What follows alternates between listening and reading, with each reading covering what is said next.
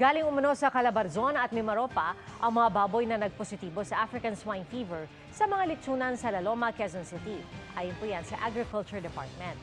Sa kabila nito, tiniyak ng kagawaran na sapat ang supply ng mga baboy ngayong holiday season.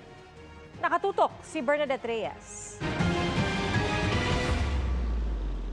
4 na araw nang sarado ang mga litsunan sa Laloma, Quezon City matapos magpositibo sa African swine fever ang mga baboy sa 4 na litsunan. Tuloy-tuloy ang pagdisinfect sa lugar sa pag-asang makakapagbukas na muli sa lalong madaling panahon. Nagko-comply po kami dun sa hinihingi ng City Hall for Slaughterhouse. Siyempre sa amin as owner po, tapos dun po sa mga tauhan namin, mas lalo. Kasi po siyempre araw-araw po sila, kailangan nila food. Sa kabila ng pansamantalang pagsasara ng mga litsunan sa Laloma dahil sa banta ng ASF, siniguro ng lokal na pamahalaan ng Quezon City na walang kaso ng ASF sa mga pamilihan tulad na lamang sa mga palengke dito sa Quezon City. Ito po ay isolated nga po sa Laloma at yung iba pong mga itinitindang karne at mga restaurants na nagsiserve ng karne sa Quezon City ay hindi naman po apektado.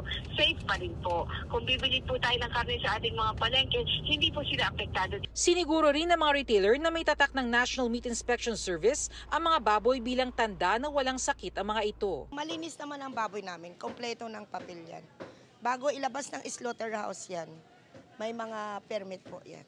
Ayon sa Pork Producers Federation of the Philippines, mahalaga ang pagsisiguro na walang sakit ang mga baboy bago ibiyahe. Dapat alamin po natin kung saan nanggaling yung baboy at saka bakit nakalusot. Sa shipping permit, dapat may ASF testing yan eh. Ayon sa Department of Agriculture, mula sa Region 4A and 4B ang mga may sakit na baboy. Sa kabila nito, wala naman daw magiging problema sa supply ng baboy. Posibleng nalusutan yung mga checkpoints leading to Quezon City itong mga baboy na may ASF. Yung concern mismo ng Laloma for the lechon, baka magkaipitan. Siguro naman sila magko-comply immediately dun sa mga recommendations kasi alam din naman nila na importante yung kanilang negosyo for the upcoming holidays. Tumaas naman ang presyo ng sibuyas sa mga Aldan Public Market sa Pangasinan mula 140 hanggang 160 pesos pumalo na sa 240 pesos kada kilo ang pulang sibuyas. Paliwanag ng Samahang Industriya ng Agrikultura o SINAG, magiging stable ang presyo ng sibuyas sa oras na dumating na sa bansa ang mga imported na sibuyas. Assess namin kung up to when ang stocks. Pero itong November, meron pa naman. Wala tayong nakikitang problema. Sa Litex Market sa Quezon City, umabot ng 280 pesos ang kada kilo ng sibuyas ilang araw matapos manalasa ang bagyong Uwan. Dati parang 160 to 180 lang, tapos naging 200, naging 210, 220 hanggang naging 240, 260 na po. Pero may nakukunan naman? May nakukunan naman po kasi mataas po sa may pinagkukuha. Para sa GMA Integrated News, Bernadette Reyes, nakatutok 24 oras. Maraming pinabulaanan ng developer ng Monterazas de Cebu ang ilang pahayag ng DNR kaugnay sa high-end residential project na sinisisi sa pagbaha sa Cebu. Bagaman tinatanggap nila ang investigasyon ng DNR sa kanilang proyekto, hindi raw totoong pumutol sila ng mahigit 700 puno. Alinsunod daw sa kanilang Environmental Compliance Certificate at Development Permit, tanging mga palumpong o shrubs at halaman sa ilalim ng lupa lang ang kanilang inalis. Mataas din nilang kapasidad ng kanilang detention pond na nasa 40,000 cubic meters ng tubig kumpara sa itinakdang standard ng DNR na mahigit 26,000 lamang. Sa pagdinig kahapon ng Senado sa flood control projects, pinuna ni Senadora Risa Ontiveros ang pag-aproba ng DNR sa Monterazas de Cebu. Sino po ba yung nagbulag-bulagan sa DNR at DNR-EMB para mag-grant yung environmental compliance certificate nito? Sa nagbulag-bulagan, hindi ko po masasagot yan. Ang isisi po ng Monterrasa has gone through the whole process of EAA. Kompleto po yan, public scoping, technical reviews. It has undergone 4 technical reviews instead of 3. And then public hearing.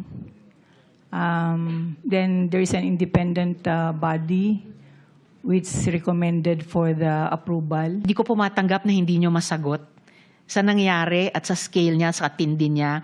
By now, you should be gathering some answers, hindi lang para sa publiko, pati para sa department ninyo.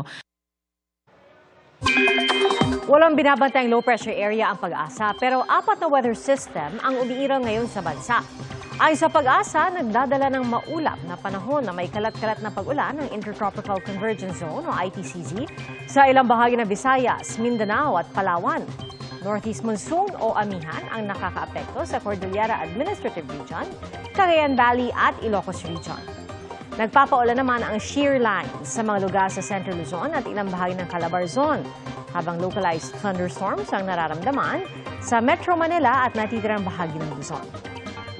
Sa rainfall forecast ng Metro Weather, posible makaranas bukas ng light to heavy rains sa Kalinga, Isabela at Quezon. May tsansa naman ng light to intense rains sa malaking bahagi ng Visayas at Mindanao pagdating ng hapon. Posible ring ulanin bukas ang Metro Manila.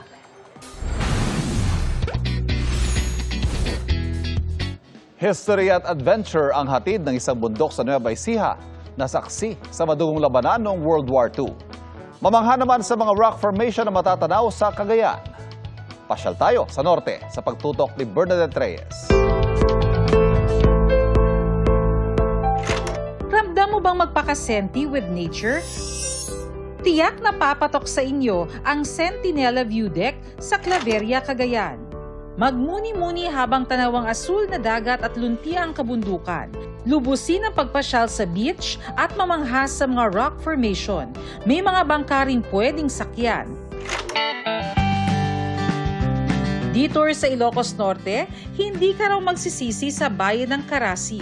Pumasyal sa Sabo Dam na ang pagbagsak ng tubig agaw pansin dahil malakurtina ang dating.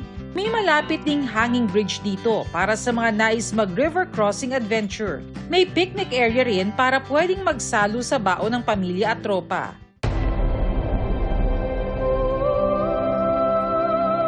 Sa Caranglan, Nueva Ecija, isang makasaysayang bundok ang nabibilang sa bulubundukin ng Caraballo, ang Mount 387. Sunod ang pangalan sa sikat na lugar na 387 hectares. Tinatawag din itong Batong Amat o Ghost Rock. Sa kabila ng angking ganda at kapayapaan ng lugar, tila multo ang kanyang madugong nakaraan.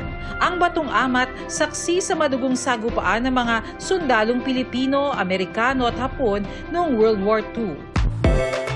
Kung tila history refresher ang pag-akyat, refreshing side trip naman sa paanan ng bundok ang pagligo sa Aloha Falls. Sulit daw ang pag-akyat sa iba't ibang trails ng bundok, pero paalala, tiyaking makipag-ugnayan muna sa LGU o sa barangay. In terms of the trail, yeah, it's a very beginner-friendly trail. So yes, beginners can still do it, but medyo challenging siya. O, saan tayo sa susunod na pasyal o food trip? I-share nyo na sa 24 Oras Weekend page ang inyong travel at food adventures. Para sa GMA Integrated News, Bernadette Reyes, nakatutok 24 Oras.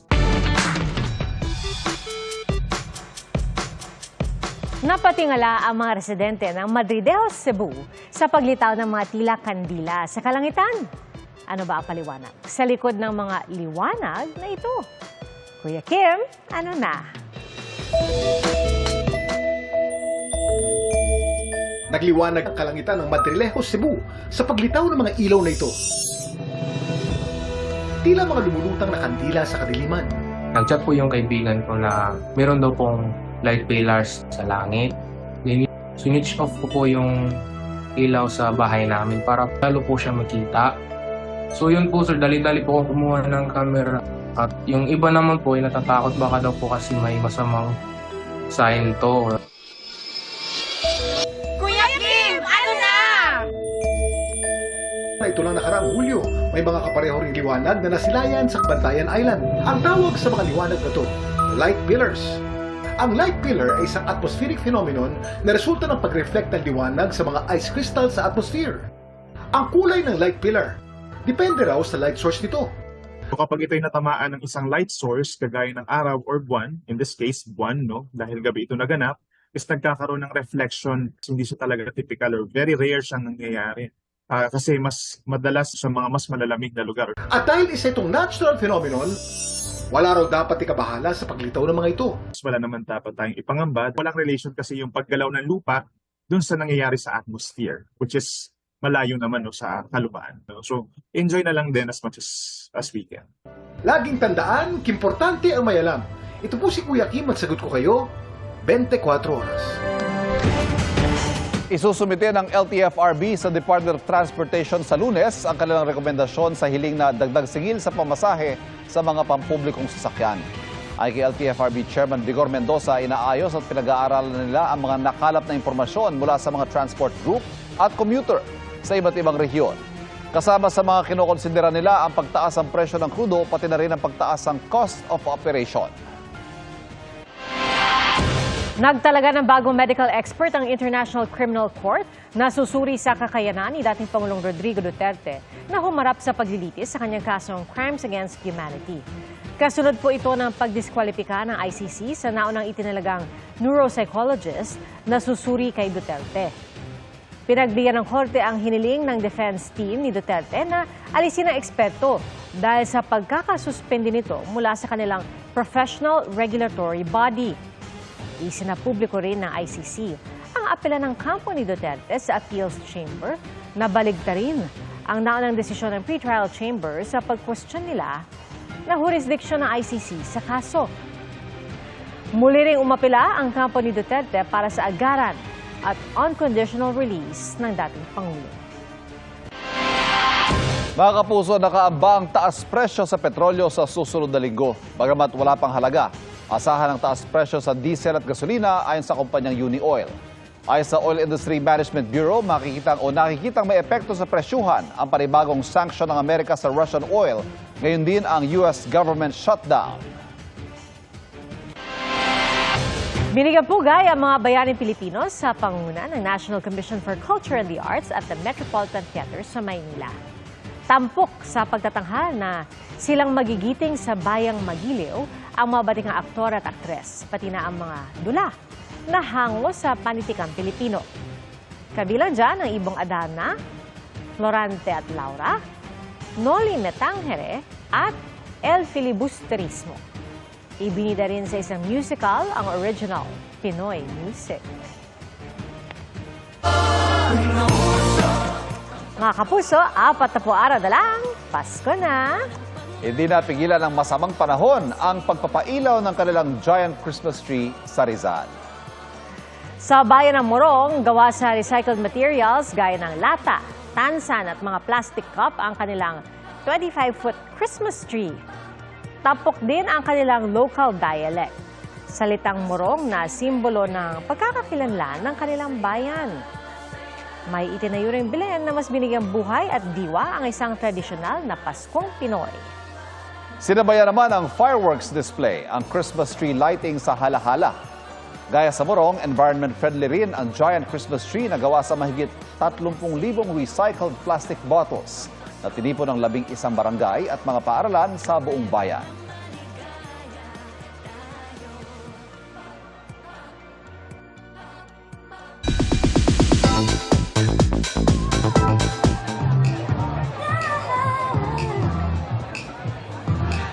Mga kapuso, ilang minuto na lang ay magsisimula na ang Sparkle 30th Anniversary Celebration, ang Sparkle 30. Punong-puno ng fans ang SMO Amphitheater, lahat nag-aabang sa mga pasabog performances ng mga kapuso stars tulad ni Alden Richards, Barbie Fortesa, Julian San Jose at Jillian Ward.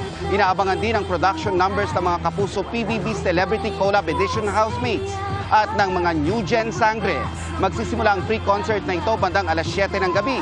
Para naman sa Teambahay, mapapanood ang Sparkle 30 sa TikTok Live sa account ng Sparkle GMA Artist Center. Tumutok lang para sa mga updates na ihahatid namin sa inyo maya-maya lang. Balik sa inyo dyan, Pia. Ivan. Salamat, Nelson. Silipin naman natin ang mga pwedeng pasyalan sa Benguet. At nakatutok si Jasmine Gabriel Galban ng GMA Regional TV. Literal na pa-fall, pero di ka pa iiyakin kundi lalo ka pang paiibigin. Dahil ang gandang taglay ng Kamayan Waterfall sa Kibungan, Benguet, di lang good for the heart, perfect din for the eyes. Be one with nature sa breathtaking view ng Talon. tiyak mapapatalon ka sa ganda. Kaya mapapalokal monoturista, dumadayo pa para masilayan ito. Perfect din ito para sa mga adventurous dahil pwede rin mag-trek sa lugar. Check na check para sa outdoor enthusiasts. Sa karatig lalawigan na Pangasinan, hindi na kailangang i-gatekeep ang ipinagmamalaki sa bayan ng Labrador, Tinakayanan Falls. Matapos ang tricycle ride papunta sa jump-off point sa Sitio Kadampat at lakarang halos kalahating oras din ang tagal, 20 to 30 minutes papunta sa mismong talon.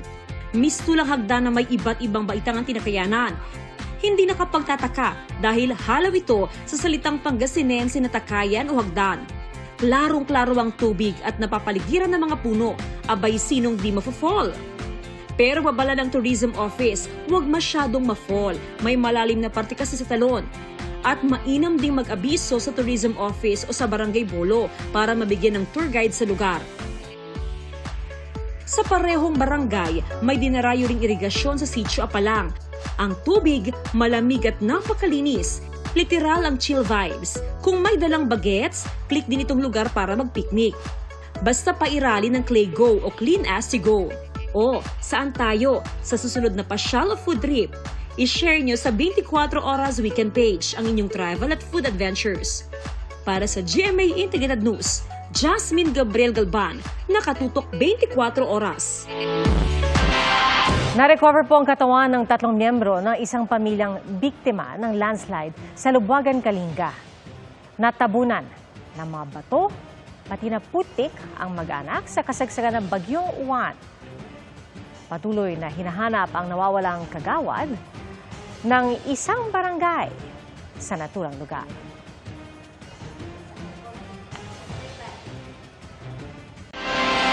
Mga kapuso, tinatayang aabot na mahigit 1 milyon ang lalahok sa mga kilos protesta simula bukas sa Quirino Grandstand sa Maynila at sa People Power Monument sa Quezon City.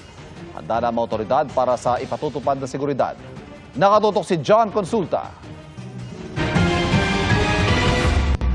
Habang abala ang organizer sa paghahanda sa idadaos na 3 araw na pagtitipon ng Iglesia ni Cristo sa Quirino Grandstand sa Manila, pinaghahatak ng Manila Traffic and Parking Bureau ang mga nakaparadang sasakyan sa South Drive papuntang Quirino Grandstand. Isang van na 3 araw na rin nakaparada rito at may nabuti ng hatakin. Samantalang sa may bandang likuran, mga kapuso, meron ng isang kotse na yun, nasa ibabaw na ng truck,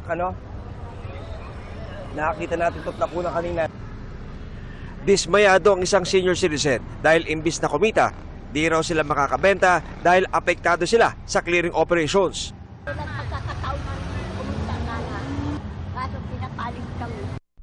Magsasagawa ng rerouting at road closures ang Manila Police District simula mamayang hating gabi, partikular ang mga kalsada malapit sa Quirino Grandstand. Kasama rin na isasara ang Claro M. Recto papuntang Menjola, Magallanes Drive hanggang MacArthur Bridge na patungong Liwasang Bonifacio at Ayala Bridge. Ang Armed Forces of the Philippines nakatanggap ng report na posibleng may mag-infiltrate sa mga rally. Sa ating mga kapatid na Iglesia ni Cristo na lalahok dyan sa pagtitipon dito sa may Quirino Grandstand, nakikiusap tayo na kung maaari, kung meron kayong mapapansin ng mga kahinahinala individual base sa kanilang presensya at kilos, ipagbigay alam po agad sa otoridad. Marami po tayong mga pulis na nakabantay dyan para po yung ating seguridad ay mapanatili nating maayos, matatag at kalmado. Kakaasa po kayo yung presensya ng pulis dyan sa lugar na yan ay para bantayan lang po yung peace and order. Ayon sa NCRPO, may dagdag puwersa mula sa ibang regional office at hindi lang daw mga pulis ang mga naka-standby. Meron na po tayong mga arresting officers, meron po tayong mga prosecutors para po mas madali yung magiging proseso natin, hindi katulad ng September 21 na nagkagulo, ay wala po silang armas. Ang dala lamang po nila ay yung kanilang shield at yung kanilang baton. Hindi po sila, wala po silang dalang armas, kaya hindi po sila, kumbaga po yung maximum tolerance lang ang kanilang baon. Yung nakalagay po sa isang pwesto dyan, yung anti-riot vehicle natin, at iba pa po naming mga kakailanganin. Meron, hindi lang naman po yung anti-riot ang nandyan. Nandyan din po yung ating mga ambulansya, andyan yung ating fire truck na in case kailanganin namin is nandyan lang. Para sa GMA Integrated News, John Consulta, nakatutok 24 oras. Kaiba-iba nang naging extra sa photoshoot ng magkasintahan sa Albay. Ayan ho siya. Ayun. Nagulat na lang yung mga nasa shoot na gusto sanang makuna ng magandang feels at background ng mga burol. Inabol sila ng baka. Na ayan tumambling pa. Rolling down the hills. Pero wala naman po nasaktan sa nangyari. At umabot na sa mahigit 2 million views ang viral video.